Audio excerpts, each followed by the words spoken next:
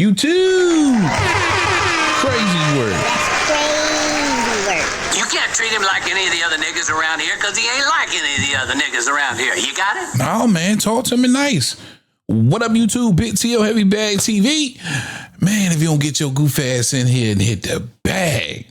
All right, man, my guy, David Benavidez. I'm convinced, man, they going to freeze him out, bro. Yeah, man. They going to probably freeze my guy out. And he probably is going to kind of be in the same situation he was at 68. Now, I know a lot of y'all criticize him for moving up when he was seemingly so close to putting the pressure on Canelo Alvarez to drop a belt. And now it might be the same situation at 75 where, listen, you just had undisputed between Beterbiev and Bivol again. Bivol wins this time. I'm convinced that is just a 50-50 matchup. Neither one of them, in my opinion, has truly gotten the better of the other.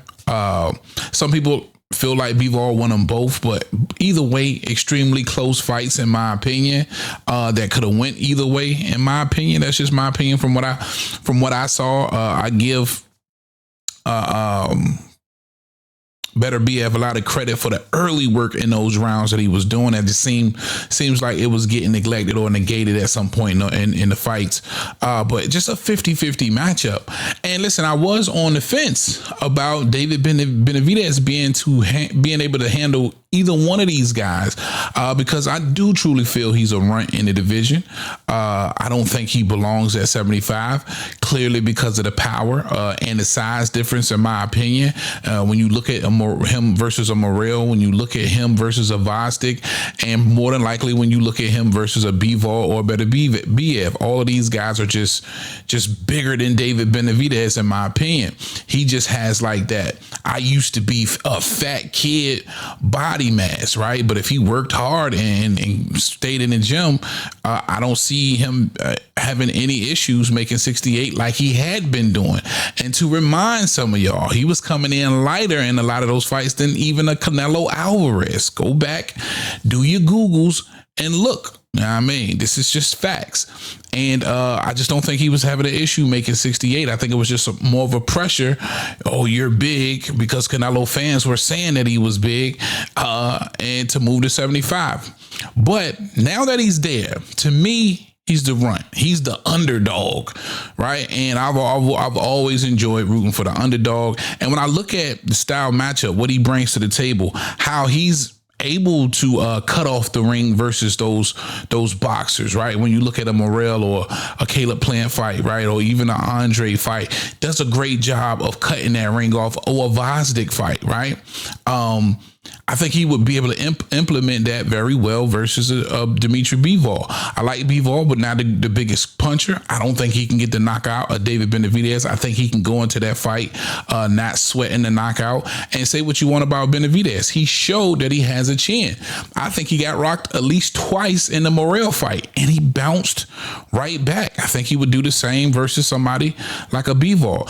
And not to mention that those two guys sparred before, right? And Benavidez had no problem saying, listen, I felt like I got the better of Bivol in the sparring. I think Bivol alluded to the fact that Benavidez was a tough sparring match as well, as best he could in his broken English. And I think he beats Bivol. I'm going to keep it a bean. I would be leaning towards Benavidez in that fight. Now, I know a lot of y'all going to think I'm crazy. But again, I think he has the style and the hand speed, right? I think with Beterbiev, you just got this dude that's over 40 at the end of the day, and taking nothing away from Beterbiev, great champion, great power, but that hand speed is night and day when you compare it to David Benavidez. And when you compare his ability to be able to cut off the ring and be right there, more than likely in the chest of Dmitry Bivol. I'm just saying. And if you match him up against Beterbiev, again, it's the speed that would probably kill in that fight. Now, would he have to be extremely cautious about the power of Beterbiev? Yes, but he's defensively sound. Nobody's really truly giving David Benavidez a ton of credit for the style that he has, but also his defensive responsibility, right? He's extremely defensively responsible for that particular style, right? At least that's what I'm seeing from his game. I think he is, bro. I think you would have that slow punching ass Beterbiev touching a bunch of arms and in gloves, swinging on David Benavidez in that matchup. And I just think, he just outlands him and outworks him at the end of the day in that fight as well. Yeah, so I would be rolling with the underdog in both of those fights because I'm pretty sure Benavidez would be the underdog in both of those fights.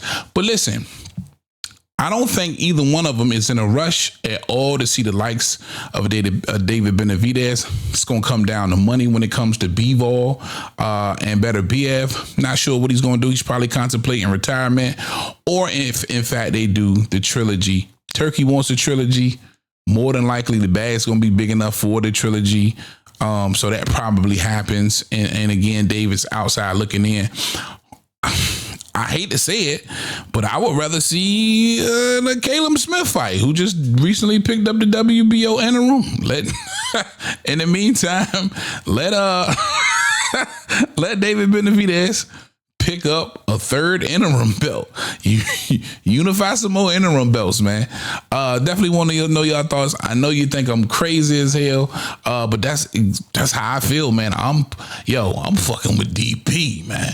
I'm fucking with El Bandera Roja, El Monstro, nigga. All right, let me know what you think in the comments. Big T.O. Heavy Bag. I'm out of here, man. Talk to him, Roger. Most motherfuckers don't know shit about boxing.